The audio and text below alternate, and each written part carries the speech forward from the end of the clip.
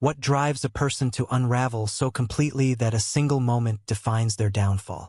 In the quiet town of Willow Creek, where the barn by the old mill stood as a weathered landmark, a storm was brewing inside a small nail salon. The air was thick with the scent of acetone and the hum of anticipation, but no one could have predicted the chaos that Karen Whitaker would unleash, her the secrets that would spill in her wake. It was a crisp autumn afternoon, the kind where leaves crunched underfoot and the sky hung heavy with the promise of rain. The Karen Nail Salon, a cozy shop nestled beside the barn, was a haven for locals seeking a splash of color on their nails and a dose of small-town gossip. The owner, Lynn Gwynn, had built the salon from nothing, her steady hands and warm smile turning strangers into regulars. Today, though, the salon's peace was about to shatter. Karen Whitaker stormed through the door, her purse swinging like a weapon. Her face was flushed, her blonde hair slightly askew, and her eyes blazed with a fury that made the other customers freeze. "I've been waiting for hours," she shouted, her voice slicing through the soft pop music playing in the background. "This is unacceptable. I had an appointment, and you're ignoring me." Lynn, polishing a client's nails with precision, looked up, her brow furrowing. "I'm sorry, ma'am, but I don't have you in the book. Could you tell me your name and when you booked?" Karen's hands slammed onto the counter, rattling a tray of polished bottles. "Don't play dumb with me. I called last week, and you confirmed my spot for 2 p.m. today.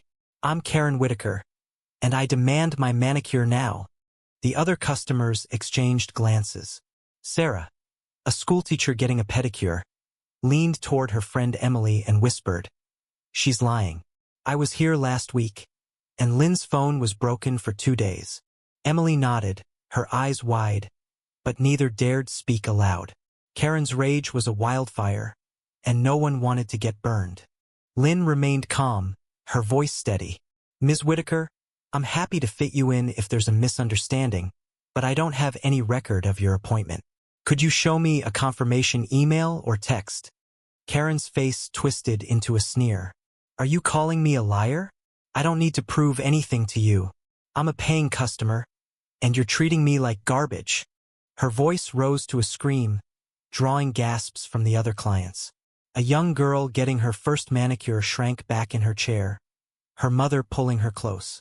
At that moment, the door chimed, and a new figure stepped into the fray. Clara, a wiry woman in her 60s with a no-nonsense air, carried a basket of apples from the orchard nearby. She wasn't a regular, but everyone in Willow Creek knew Clara as the town's unofficial historian, always popping up with stories or unsolicited advice. "What's all this noise?" she asked, her voice cutting through Karen's tirade. "Sounds like a banshee got loose in here." Karen whirled on her. "Mind your own business, old lady. This salon is incompetent, and I'm not leaving until I get my nails done." Clara raised an eyebrow, unfazed. "Seems to me you're making a fool of yourself, dear. Lynn runs a tight ship. If she says you're not in the book, you're not in the book." Karen's eyes narrowed, but before she could retort, Lynn spoke again, her tone gentle but firm. "Ms. Whitaker, I can offer you a walk-in slot in about 30 minutes. We're fully booked otherwise." 30 minutes? Karen spat. "Do you know who I am? I'm Karen Whitaker. My husband is on the town council, and I can have this place shut down." The threat hung in the air, heavy and ugly. The other customers shifted uncomfortably, but Lynn didn't flinch. What no one in the salon knew except Clara, who had a knack for knowing everyone's secrets, was that Karen's life was unraveling long before she stepped through the door.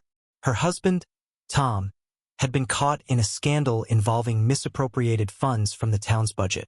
Whispers had spread, and Karen's carefully curated image as Willow Creek's queen bee was crumbling. The nail salon outburst wasn't about a manicure. It was about control, about clawing back the respect she felt slipping away.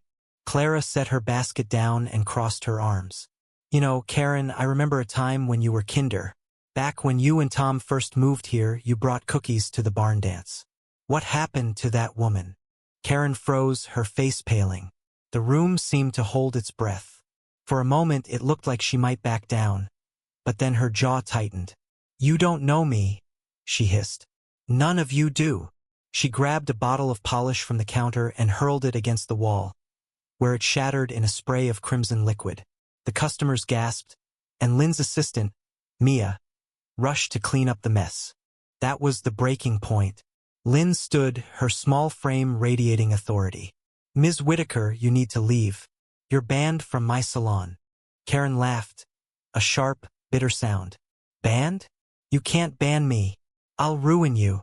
She stormed toward the door, but not before knocking over a display of nail files, sending them clattering to the floor. As she yanked the door open, she turned for one last jab. You'll regret this, Lynn Gwyn. All of you will. The door slammed shut, and the salon fell silent. Sarah broke the tension with a nervous laugh. Well, that was a show. But Lynn's face was clouded, her hands trembling slightly as she returned to her client's nails. Clara, meanwhile, picked up her basket and approached the counter, her eyes soft with understanding. She's hurting, Clara said quietly to Lynn. But that doesn't excuse what she did. You handled it well. Lynn nodded, but her heart wasn't in it. She'd built this salon to be a place of joy, not drama. The rest of the afternoon passed in a haze, with customers whispering about Karen's outburst. By evening, the story had spread across Willow Creek, embellished with each retelling. But the twist came later that night, when Clara returned to the salon just as Lynn was closing up. The older woman's face was grim, her basket replaced by a worn journal. Lynn, there's something you need to know, she said, her voice low. Karen didn't just lose her temper today. She's been coming undone for months. Clara opened the journal, revealing pages of notes in her neat handwriting. She'd been keeping tabs on Karen ever since the scandal with Tom broke.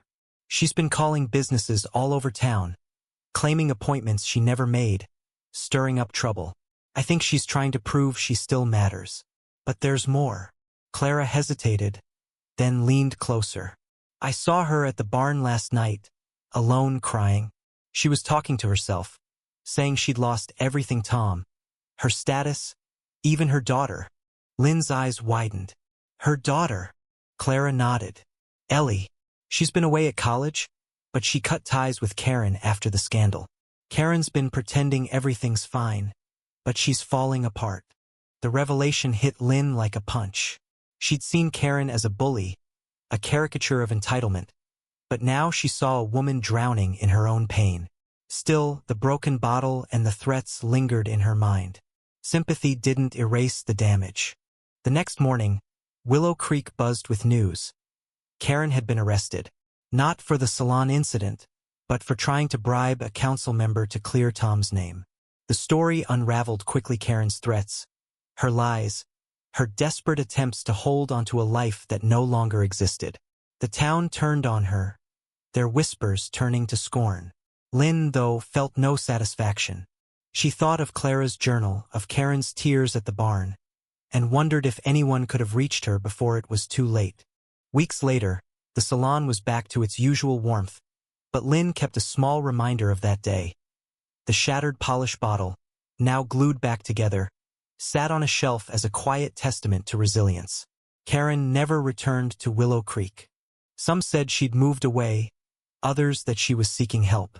But the barn by the salon stood unchanged, a silent witness to a woman's unraveling and a town's refusal to let her break them. Nd.